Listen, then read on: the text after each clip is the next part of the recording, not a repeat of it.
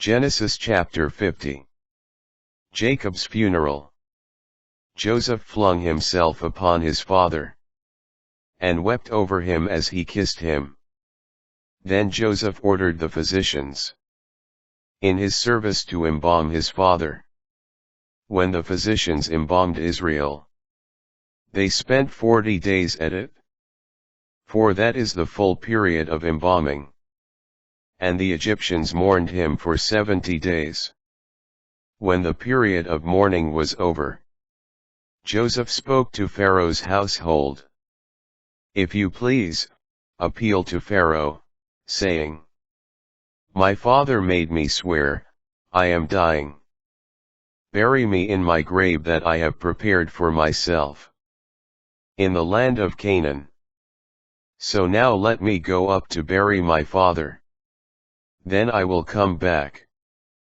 Pharaoh replied, 'Go and bury your father, as he made you promise on oath.'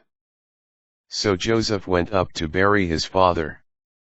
And with him went all of Pharaoh's officials, who were senior members of his household, and all the other elders of the land of Egypt, as well as Joseph's whole household, his brothers, and his father's household. Only their children and their flocks and herds were left in the region of Goshen. Chariots, too, and horsemen went up with him. It was a very imposing retinue. When they arrived at Goren-ha-Atad, which is beyond the Jordan, they held there a very great and solemn memorial service. And Joseph observed 7 days of mourning for his father. When the Canaanites who inhabited the land saw the mourning at Goren-ha-Atad, they said, 'This is a solemn funeral on the part of the Egyptians.'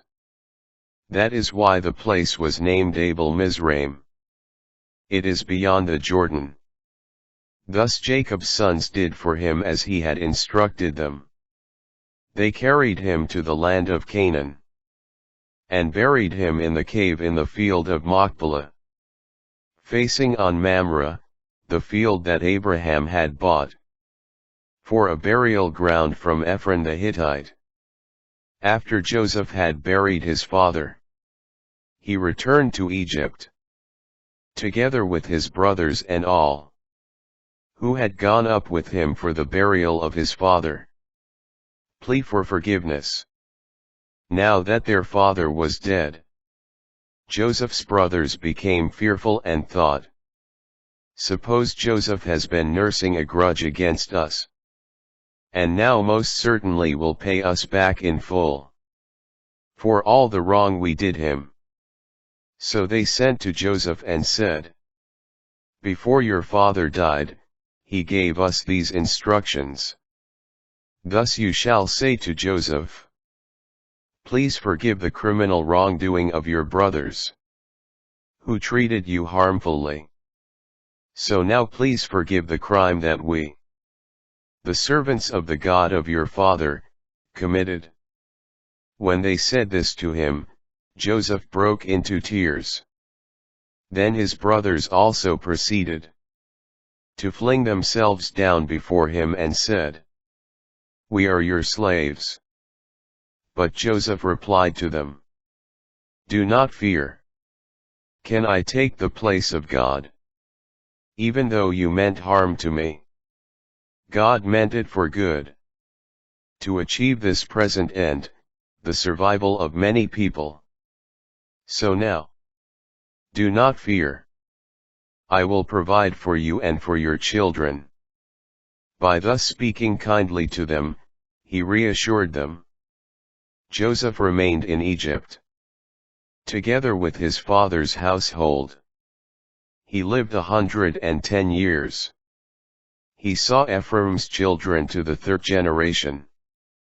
And the children of Manasseh's son Machir were also born on Joseph's knees. Death of Joseph. Joseph said to his brothers, 'I am about to die. God will surely take care of you. and lead you up from this land, to the land that he promised on oath, to Abraham, Isaac, and Jacob. Then, putting the sons of Israel under oath, he continued, when God thus takes care of you, you must bring my bones up from this place. Joseph died at the age of 110. He was embalmed and laid to rest in a coffin in Egypt.